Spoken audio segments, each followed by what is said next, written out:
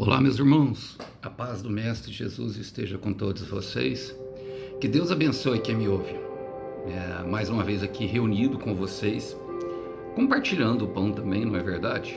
Dando do pão que a gente recebe do céu, para fortalecer os irmãos. Vamos lá? Vamos embora para cima, que o Senhor, o Deus Todo-Poderoso, possa vir falar conosco, por intermédio dessa palavra, e fortalecer o nosso coração diante as lutas e as guerras que muitas vezes parecem que não vão terminar.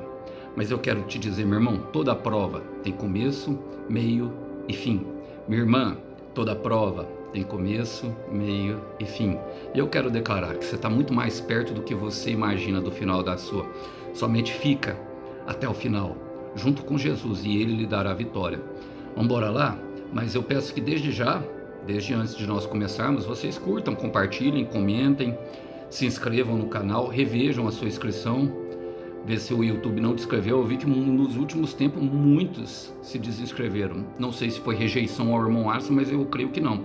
Eu vejo que de vez em quando o YouTube desinscreve mesmo as pessoas. E, bom, agora vamos lá. Dados os avisos, vamos para cima, para a palavra de Deus. O texto de hoje, para nossa breve reflexão, encontra-se no Evangelho de Jesus Cristo, segundo Mateus, capítulo 24, a palavra vem a partir do verso 9, que o texto sagrado diz o seguinte: Então, vocês serão presos, perseguidos e mortos. Por minha causa serão odiados em todo o mundo. Muitos se afastarão de mim e trairão e odiarão uns aos outros. Falsos profetas surgirão em grande número e enganarão a muitos. O pecado aumentará e o amor de muitos esfriará. Mas quem se mantiver firme até o fim será salvo. As boas novas a respeito do reino serão anunciadas em todo o mundo, para que todas as nações as ouçam. Então virá o fim. Glória a Deus, irmãos. O capítulo 24 é logo depois daquele célebre texto na verdade, um momento marcante que levou o Senhor Jesus direto para a cruz, a qual ele condenou duramente os fariseus. Então, na saída dali, os discípulos mostraram algumas construções para ele, e ele disse que aquelas construções elas não ficariam de pé muito tempo. Bom, alguns irmãos, e eles de forma acertada, não estou aqui condenando isso não, irmãos, dizem que esse texto é um dos mais célebres textos que fala da escatologia, ou seja, o estudo do final dos tempos, de quando Jesus virá para arrebatar a sua igreja. Só que eu, Alisson, eu defendo a seguinte ideia: eu creio que tanto alguns textos eles podem se referir como a um tempo futuro próximo, a um pouco mais longe e até o final dos tempos, que eu creio que é esse texto aqui. Esse texto ele se refere sim ao final dos tempos, quando Jesus arrebatará a igreja, mas eu creio também que ele foi a um tempo depois de que Jesus pregou ele, que foi justamente quando Jerusalém, os edifícios caíram, Jerusalém foi atacada 70 anos depois de Cristo e foi totalmente destruída. Quando mais uma vez Israel deixou de ser nação pelo juízo divino, que muitos estudiosos concordam que é devido à morte do próprio Senhor Jesus. E eu creio que todo o texto que está na Bíblia, irmão, ele funciona para nós de alguma forma. Por quê? Nós não sabemos, até o próprio Senhor Jesus não sabia quando seria a volta dele. Ele está dando alguns sinais, e nós sabemos que ele volta para cumprir promessas e estabelecer juízos em determinados tempos, com uma finalidade: resgatar. Porque quando há intervenção de Deus, e o que é a intervenção de Deus, Alisson? A salvação na vida de alguém. Como por exemplo nós vimos daquela mulher que orou pelo seu marido e mais de 40 pessoas viram, se eu não me engano, lá no Rio de Janeiro, um homem ressuscitar na frente de todo mundo. E quando nós vemos isso, nosso coração se enche de esperança e nós vemos que Deus existe e que Ele toma conta. Agora, Ele não manipula a história da humanidade, mas Ele intervém sim, de tempos em tempos. E esse texto ele apresenta isso para nós. Esse texto ele é lindíssimo, embora muitos tenham medo, mas eu não, eu vou pregar ele para vocês. E vem comigo, vamos lá? O texto, vamos fazer as aplicações pertinentes a esse texto. Começa falando em Mateus 24, 9. Depois dele falar de guerras e rumores de guerras e tudo aquilo que nós temos medo, ele entra nessa parte, ele fala: então vocês serão presos, perseguidos e mortos.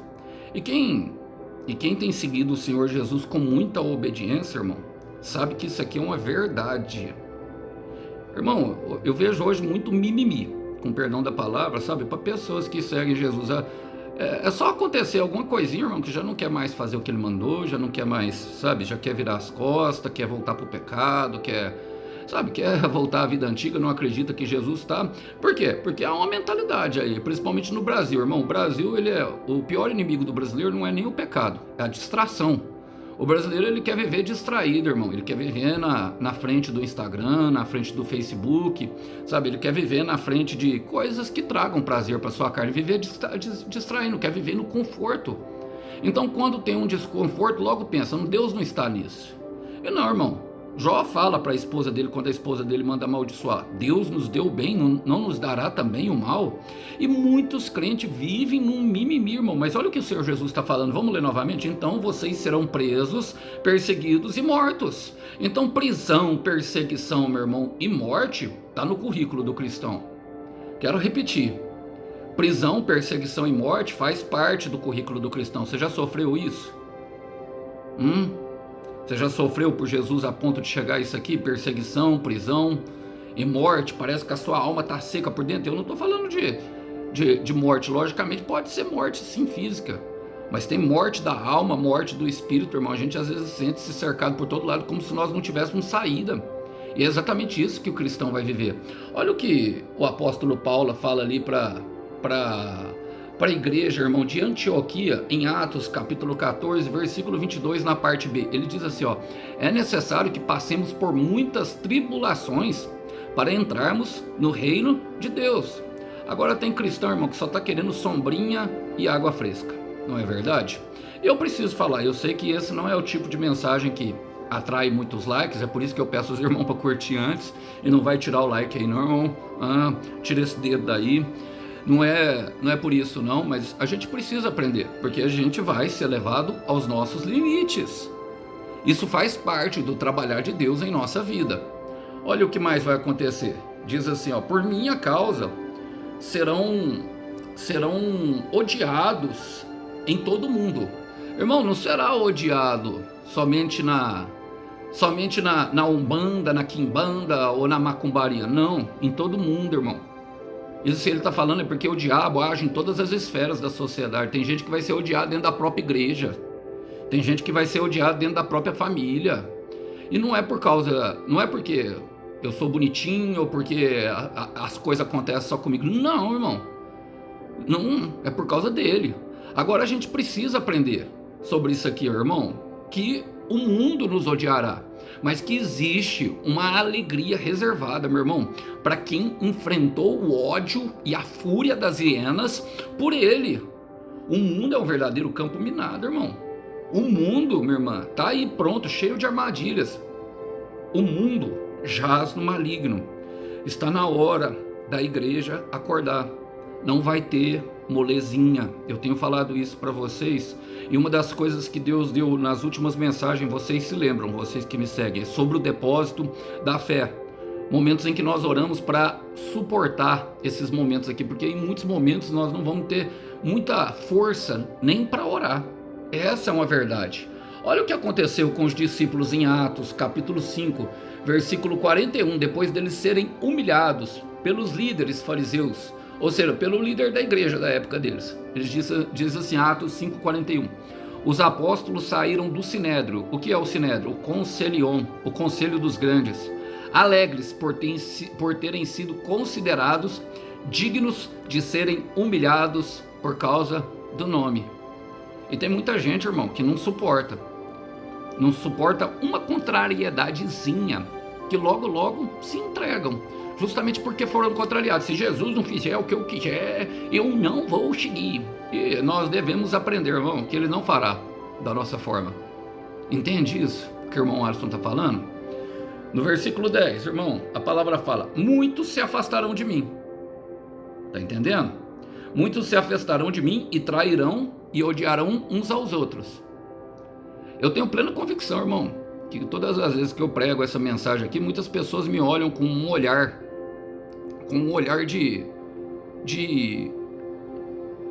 reprovação. Por quê? Porque eu prego, irmão, não tem nada contra. Eu prego sobre promessas, prego sobre eu prego sobre todas as partes da Bíblia. E esse texto ele veio para mim. Os textos que eu trago para vocês, o Senhor me envia e, logicamente, ele serve para mim também. O profeta, ele não está longe da palavra, não, irmão. Pelo contrário, ele está com a palavra na boca e no coração. Ele vive a palavra. Acredite nisso. Agora, nós aprendemos, porque muitos se afastaram de mim. Por quê? Nesse momento. No momento de guerra, de nação contra nação, de perseguição, de morte, de fome. Odiaram por causa do nome. Por quê? Então, tá vendo que odeia Jesus e fala assim, eu vou se afastar de Jesus e aí vai consertar. Eu vou deixar um link de um testemunho, irmão, de uma mulher que deu em cima de um homem que era esposo de uma crente, um testemunho lindíssimo que mostra exatamente isso aqui, ó. Esse tipo de situação de uma mulher que resistiu, irmão. Eu até mandei pro Leandro, o Leandro falou assim pra mim, esposa de fé é essa, viu, Alisson?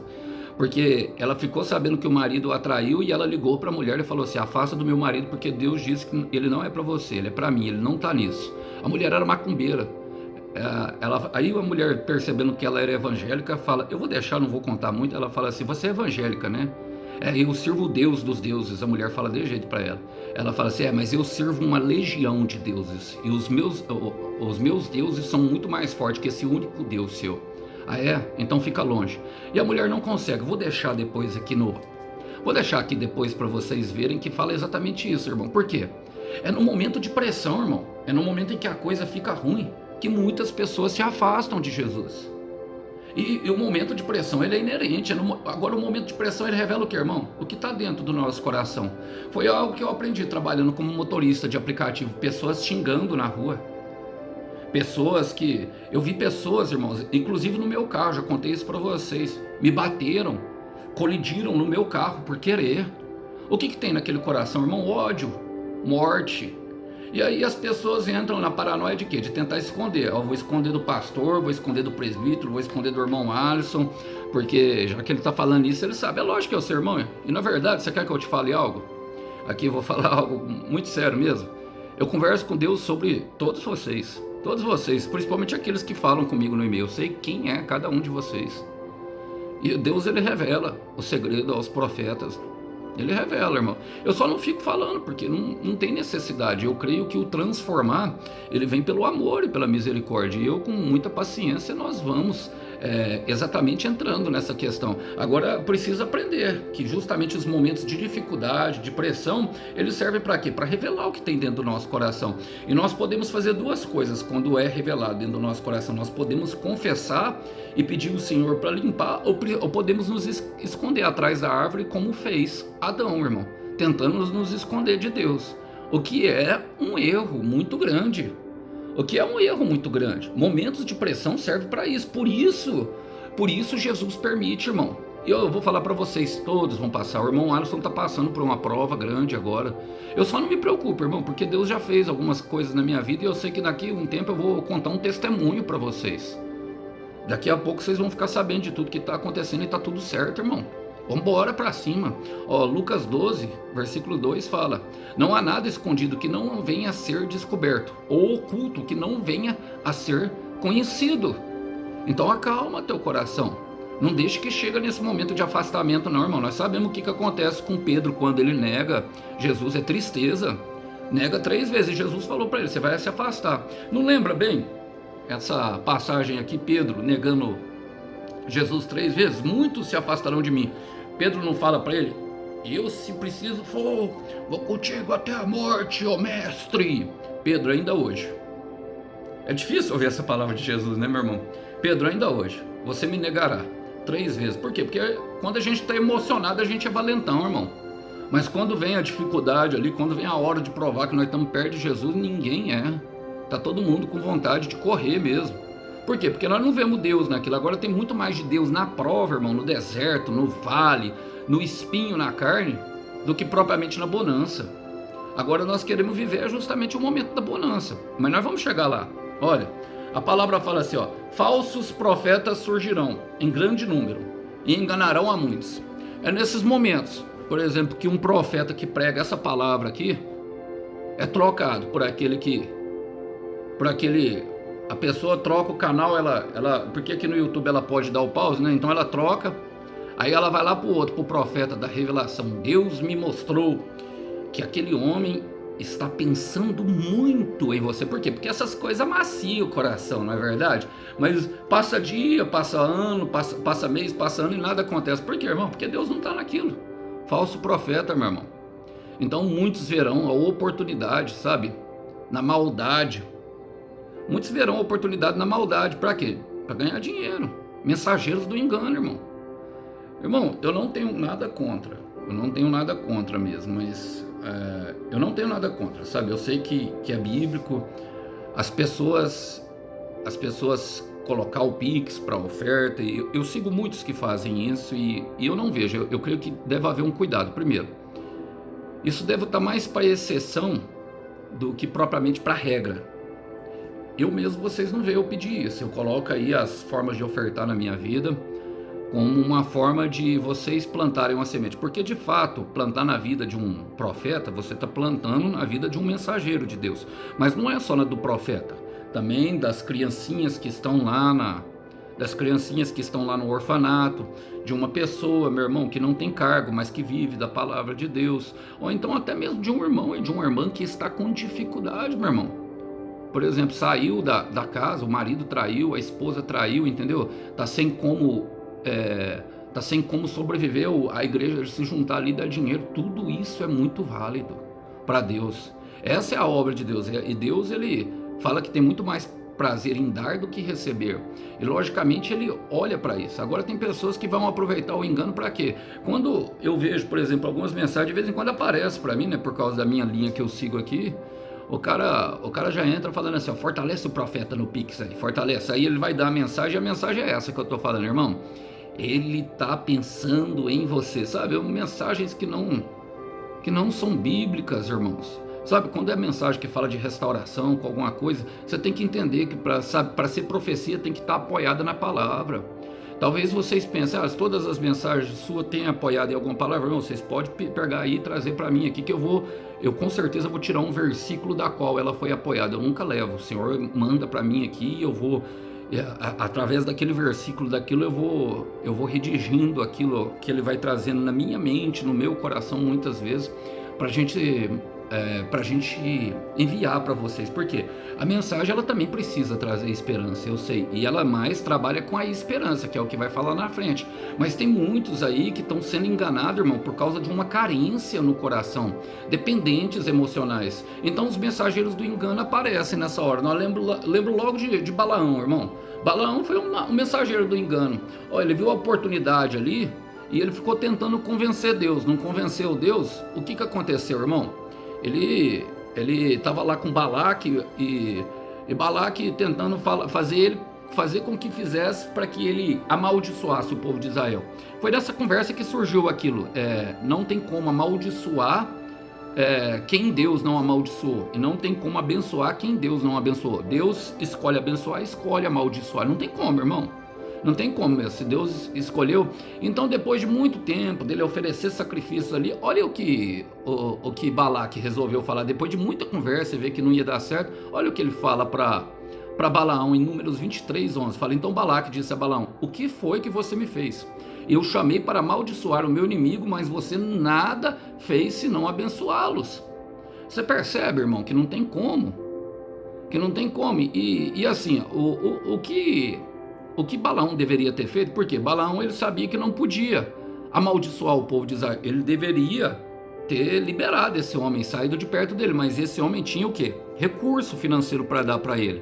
E foi o que aconteceu. Ele foi pegando os recursos financeiros, foi aproveitando e ficando ali no meio da situação, se tornando a parte. Que tem muitos assim, irmão, que aproveitam a oportunidade para conseguir alguma coisa. Devemos tomar cuidado, irmão. A palavra fala também, irmão, no versículo 12, o pecado aumentará e o amor de muitos esfriará. Nesse momento nós vemos aqui, irmão, que as polaridades, né? É o que nós temos a impressão. Se o amor vai se esfriar, ele vai ficar cada vez mais longe de nós e o pecado vai aumentar. Quem está vivendo dessa forma, quem está vivendo por Jesus, vai ter a impressão de que o mal está vencendo. Eu quero repetir isso. Quem está vivendo com obediência a Jesus vai ter a impressão, meu irmão, haverá uma impressão de que a maldade está vencendo. Eu quero repetir isso. Haverá uma impressão, irmão, durante o processo, durante o momento, que a maldade está vencendo. O pecado está aumentando e o amor está esfriando. Para que eu vou seguir Jesus? Para que eu vou... Vocês já olharam? Basta dar uma volta, irmão, para encontrar ódio e rancor. Eu quero repetir, basta dar uma volta aí na rua para encontrar ódio e rancor. Tem muitas pessoas que têm preferido se esconder dentro de casa justamente por causa disso, porque não vê mais graça. E quando saem rapidamente para simplesmente resolver as suas coisas, ou então dar uma volta para esparecer a cabeça, porque ninguém dá conta de ficar preso o tempo inteiro, não é verdade? E aí vão ali, talvez, numa distração e acabam se afastando de Jesus até mesmo nessas voltas. Devemos tomar cuidado, irmão. Devemos tomar cuidado, minha irmã. Eu creio que nós vivemos um tempo profético no Brasil. Esse tempo aqui. Creio mesmo, com todo o meu coração. Por isso estou trazendo essa palavra. O Senhor me deu ela. Eu nunca preguei essa palavra. Eu tenho 2 anos de canal, nunca preguei essa palavra. É a primeira vez. Então, nós precisamos observar sobre isso. Porque o Senhor está querendo dizer alguma coisa para nós. Gênesis, capítulo 6, versículo 5. A palavra do Senhor Deus vai dizer, irmão...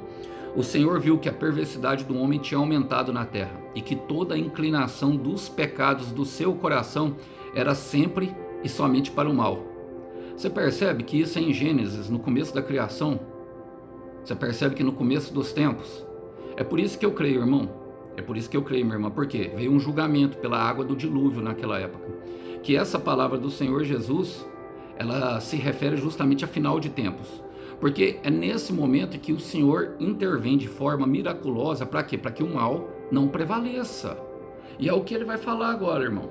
Olha, ele fala assim, ó, mas quem se mantiver firme até o fim será salvo. Lembra que no começo eu falei que salvação é justamente a obra miraculosa de intervenção de Deus sobre a vida de qualquer um. Por exemplo, ele salva casamentos, ele salva filhos que estão perdidos nas drogas, ele salva pessoas que estão desempregadas à beira de um declínio e até mesmo de se lançar da ponte com uma pedra amarrada no pescoço. Ele salva homens e mulheres que estão no leito do hospital prontos para entregar a sua vida. Ele salva, ele é o nosso salvador e somente ele salva. Aqui a gente precisa aprender, porque, irmão, a perseverança nesse momento aqui da dificuldade, ela vale mais do que tesouro. Rica banda, rama da che, rica bababá, da rama da saia. Perseverança, irmão, vale mais do que tesouro. Meu irmão, perseverança vale mais do que tesouro. Vale muito mais. De todas as coisas que nós vemos da Bíblia, aquilo que nós percebemos, irmãos, que traz verdadeiramente fidelidade, que Deus vê, é justamente a perseverança, se manter perto dele. Não é simples, eu sei disso, irmão. Sei que não. Você percebe todas as coisas que esses homens passariam por amar a Cristo, por amor às almas? Mas ele está falando, é nesse momento que vocês devem perseverar. Tem gente que acha que perseverar é durante um momento bom. É um doce engano. Precisamos crescer. Precisamos amadurecer. Precisamos limpar o nosso coração se quisermos vencer. A última vez que você passou por uma prova, qual foi o sentimento que teve dentro do seu coração? E o que esse sentimento lhe levou a fazer? Provavelmente algum pecado. Não estou aqui julgando, mas eu estou falando daquilo que acontecia comigo, até eu aprender a dominar os meus sentimentos. E quem me ensinou foi ele mesmo. Não estou aqui falando de coisa que eu não sei. Estou falando de coisa que eu vivi. Perseverança vale mais que tesouro. Tiago, capítulo 1, versículo 12. Feliz é o homem que persevera na provação, porque depois de aprovado, receberá a coroa da vida que Deus prometeu aos que o amam. E é exatamente isso que Jesus vai falar na sequência, irmão. Por quê? Ele dá uma ideia de cenário ruim, aí no final ele fala, mas quem se mantiver firme até o fim será salvo. Aí ele fala, olha o que ele fala de uma hora para outra. As boas novas a respeito do reino serão anunciadas em todo o mundo, mas para que todas as nações ouçam e então chegará ao fim. E qual que é a finalidade, irmão, das nações ouvirem as boas novas? Se converterem. Então quem se mantiver até o fim terá uma boa nova para contar. Não é isso que ele está falando? Para mim é claro isso. Para mim é quem se mantém até o fim tem uma boa nova para contar. Uma boa nova para anunciar. Ó, Jesus existe. Ele intervém, ele interveio aqui na minha família. Restaurou o meu casamento. Por isso eu falei para vocês do testemunho da mulher que eu vou colocar. Irmão, dá uma olhada depois de ouvir o vídeo do irmão Alisson totalmente. Dá uma olhada no poder do testemunho dessa mulher. Eu não vou contar o final não, porque o final é o mais surpreendente do testemunho. Vocês vão ficar impactados com o que Deus é poderoso para fazer. E Ele faz assim, na minha e na sua vida, irmão. Por quê? No momento de perseverança, no momento que nós vemos, sabe, a casa desabando, e nós em paz, com o coração tranquilo, sabendo que o Senhor fará a qualquer momento, irmão, é nesse momento, um novo testemunho surgirá, para que eles que não têm ainda, creiam, para que eles, irmão, quem aí da sua volta tem um testemunho para contar? Seu pai, sua mãe, seus irmãos têm testemunho de Deus para contar, um testemunho de um sobrenatural, de um milagre mesmo, como esses, de cura, de restauração, de ressurreição, de expulsão de demônios da casa. Tem? Alguém tem? Se tem, irmão, então, amém. Você pode ter certeza. Você tem uma grande chance de ser escolha ou essa pessoa que passou na sua casa ser um escolhido.